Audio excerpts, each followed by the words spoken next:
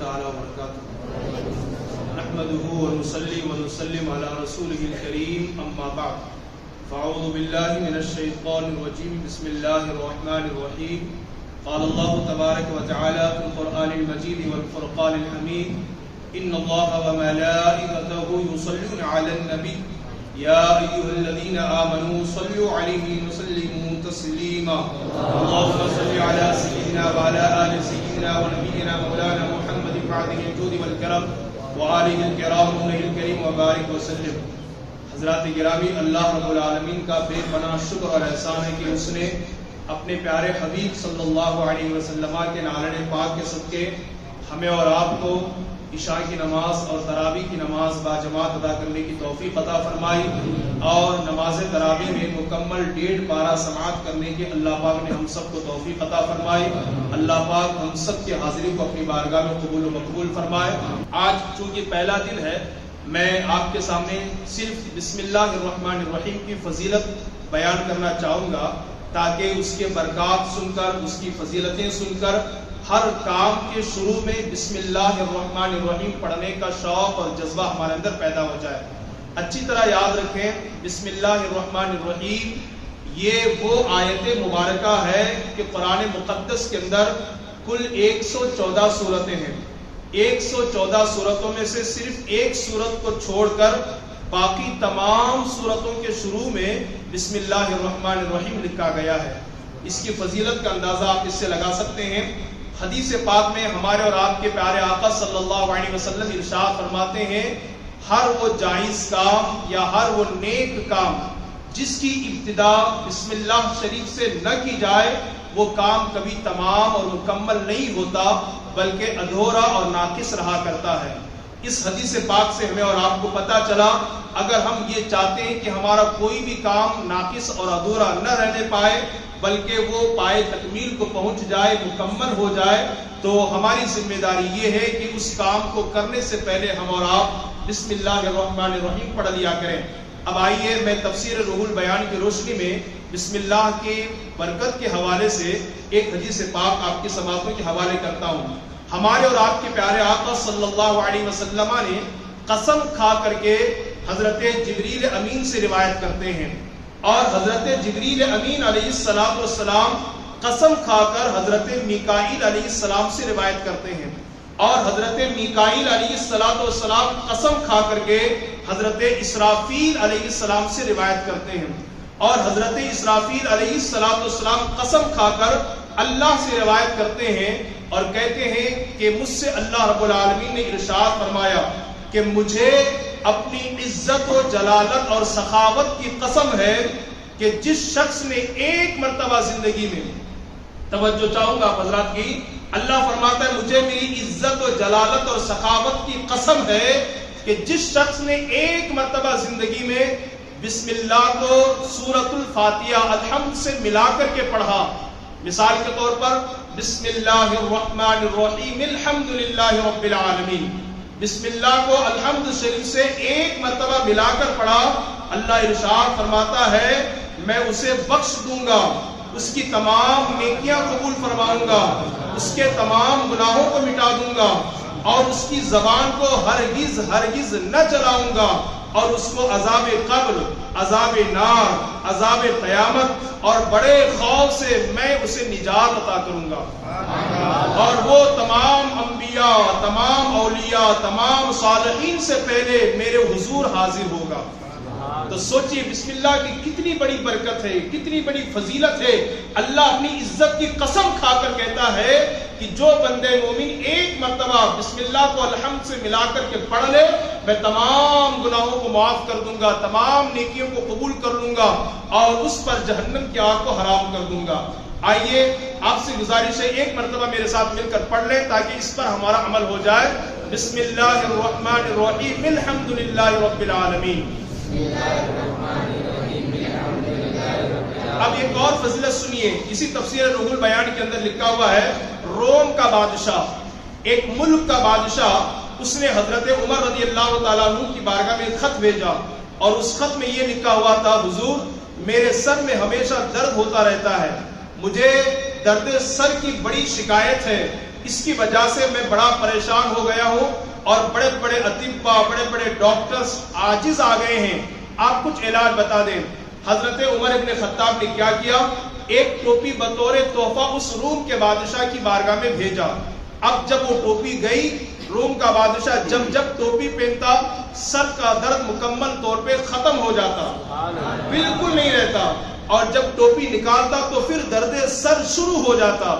اس نے ایک مرتبہ دیکھا آخر اس ٹوپی کے اندر کیا ایسی تاثیر ہے کہ پہنتا ہوں تو سر کا درد ختم ہو جاتا ہے اور اگر نکالتا ہوں تو پھر شروع ہو جاتا ہے۔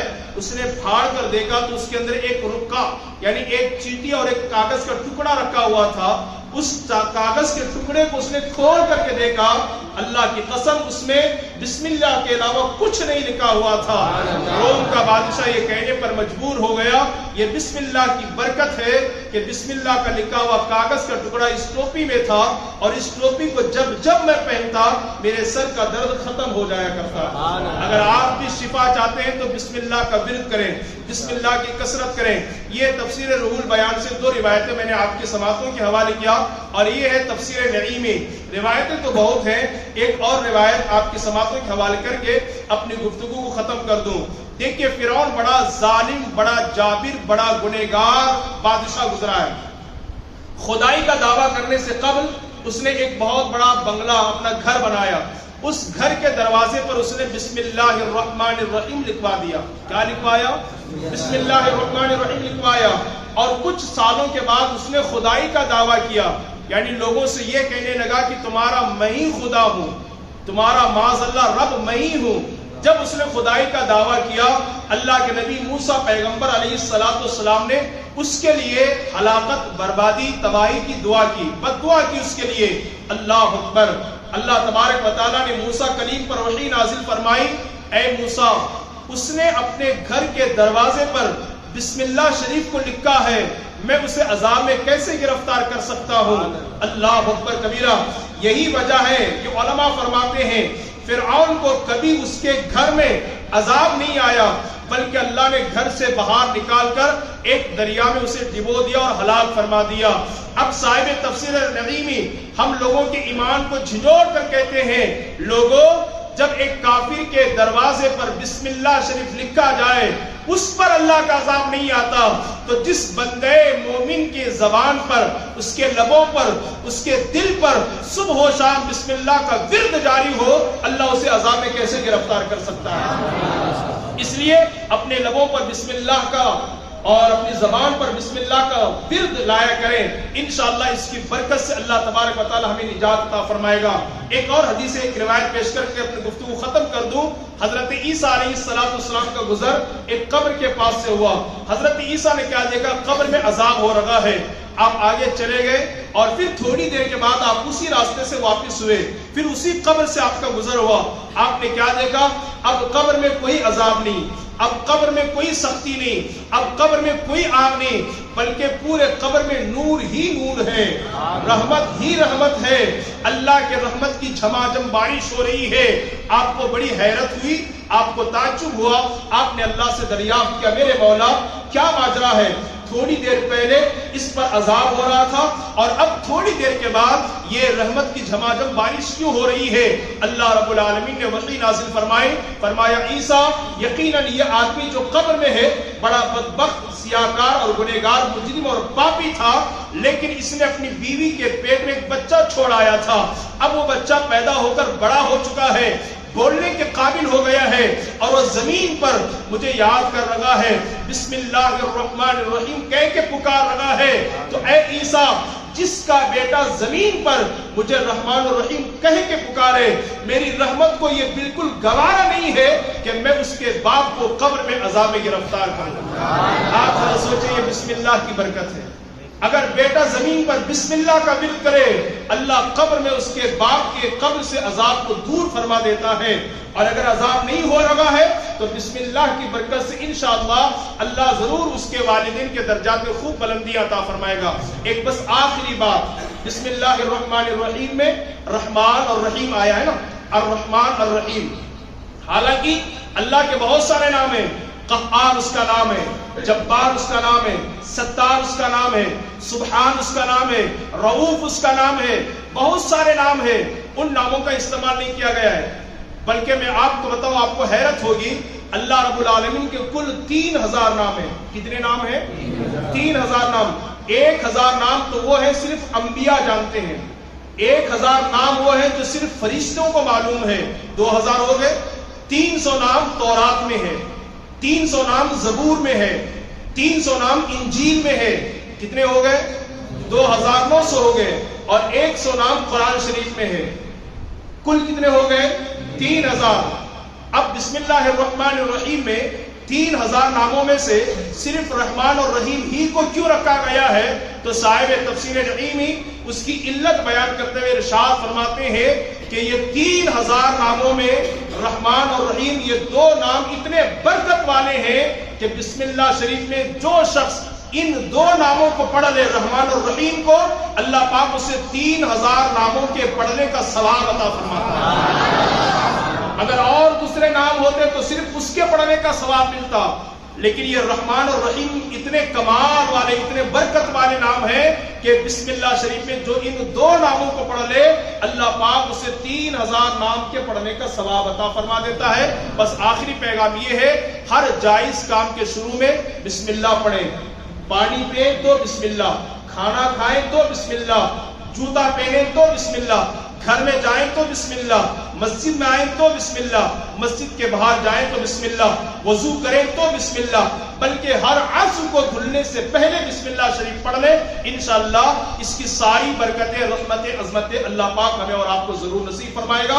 بس انہی کلمات پر میں اپنی گفتگو ختم کرتا ہوں اور دعا کرتا ہوں کہ اللہ تعالی ہم سب کو کہنے سننے زیادہ عمل کی توفیق عطا فرمائے. اللہ پاک ہم سب کو قرآن پاک کا درس سننے، اس پر عمل کرنے اور اس کے پیغام کو دوسروں تک اللہ پہنچانے کی توفیق عطا فرمائے. جتنے بیمار اللہ سب کو شفا عطا فرمائے، اور جتنے قرض میں ڈوبے ہوئے اللہ سب کو بار قرض سے سبکدوشی عطا فرمائے. اللہ تبارک و تعالی پنجتن پاک کے صدقے میں ہمارے شہر ہبلی کے جتنے بے قصور مسلمان جیل میں بند ہیں، اللہ پاک سب کو رہائی عطا فرمائے. اللہ تبارک و تعالی آج کی درس کی برکت سے ہم سب کا خاتمہ ایمان پر فرمائے. پابندی سے تراویح پڑھنے، روزہ رکھنے، تفسیر میں بیٹھنے کے اللہ ہم سب کو توفیق عطا فرمائے. وما علینا الا البلاغ. السلام علیکم ورحمۃ اللہ وبرکاتہ.